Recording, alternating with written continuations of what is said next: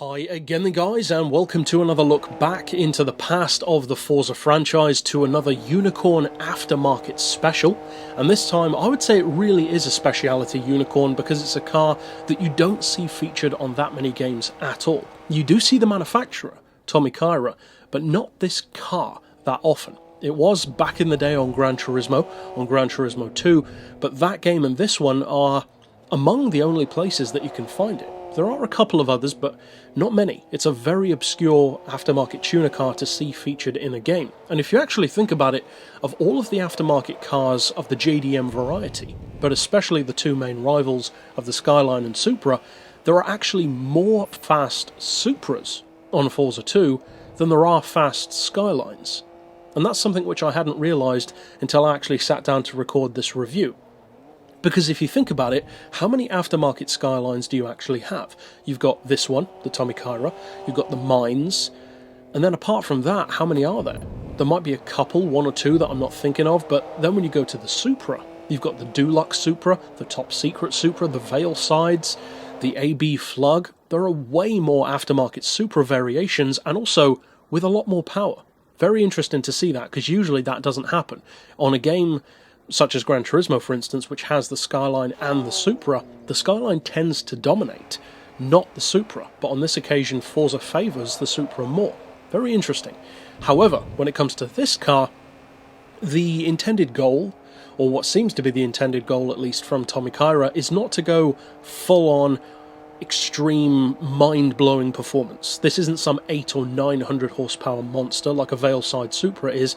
It feels much more like a specialised track meets road kind of car, where it's definitely more hardcore than a normal R34 around the track and in a straight line, but more so around the track.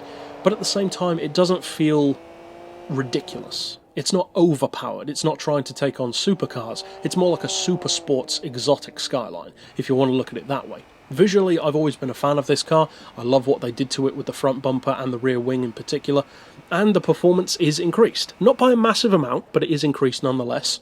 Just under 400 horsepower, 394, and the torque is a little bit higher as well, 309 pound-feet. So it's better, but it's not breaking the bank. The weight is also decent. 1,540 kilos is okay, that's similar to some of the tuned Supras that we've talked about, but of course in a car like this you have the advantage of all-wheel drive, which most Supras, unless they've been modified, don't have. As far as horsepower per tonne, you're looking in the high 250s, 256, so high-level hot hatch territory, which doesn't sound that great, but in a car that weighs a lot more, that's pretty good. And the class itself is quite usable. It's B-level, 665 PI. So it's a pretty usable aftermarket car. A lot of the others are way, way higher, say A-class or even S-class. So for this one to be in the B level, you can do a lot with it. You could use it in the B level, you could tune it up to A or even S. I don't think you can get it up to the U-class, if I remember correctly. I don't think you can tune it that high. And as far as the pricing goes, it's not too bad. It's actually a little bit cheaper than you might expect at just under 150 grand.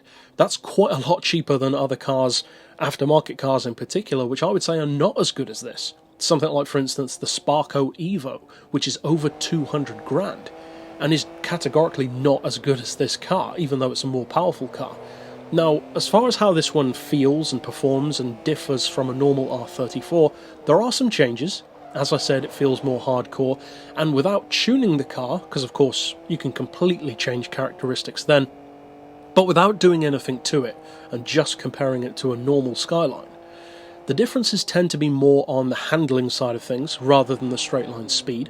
There is an improvement, in particular with the acceleration, but you notice the handling much more quickly. It is that much tighter, tauter, more focused. The centre of gravity feels a little bit lower. I believe the suspension is also a little bit lower. It's not slammed by any means, but it does look lower.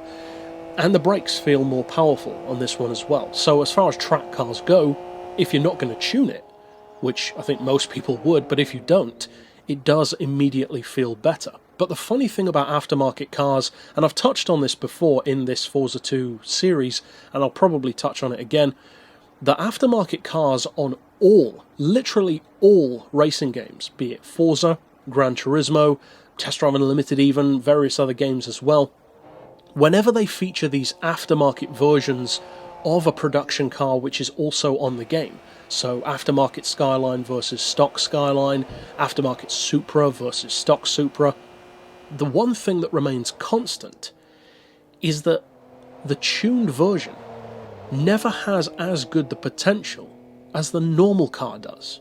It's very strange how that happens almost every time. In fact, it's like 99% of the time basically that happens. You will occasionally get a car that is more powerful than you can get it to be in its stock form. But more often than not, stuff like Skylines and Supras can be tuned to a very similar level, and sometimes better than the aftermarket version can. And that is basically similar with this one. You're looking at good power, if memory serves, somewhere in the region of, I think it's 850 horsepower out of this one. But again, if I remember rightly, I don't think that's as much as the normal R34 can get. But that's not the point of a car like this, because unlike the overpowered Supras, it's not a straight line speed machine. Now, if you do choose to use this for something other than just cornering, say for instance, you do want to use it for straight line drag racing, or just straight line speed on circuits which need that, or if you want to try and drift it, for instance, it can do that. Because although it is a fancier version, a more exclusive, exotic, rarer version of an R34, it is still, after all, an R34, so you get all of the advantages which that implies. So if you do get the chance to go back to Forza 2 and pick up the Tommykaira R, I'd say it is worthwhile looking into. It's not necessarily an aftermarket car which is going to blow your mind, but if you are a Skyline fan, if you're a Tommykaira fan for sure, or if you're just a JDM fan in general, this is definitely one of the standout unicorns for me personally, because it's not a car which is going to beat everything in its path, but it's just a really nicely set up vehicle. It looks good, it sounds good, the handling is a pleasure to work with, and the straight line speed, although not face melting by any means, is more than capable enough for most technical circuits. So if you do decide to go back and use it, I hope you have a lot of fun with the car, and of course I'll see you guys next time. But for now, as always, thanks for watching.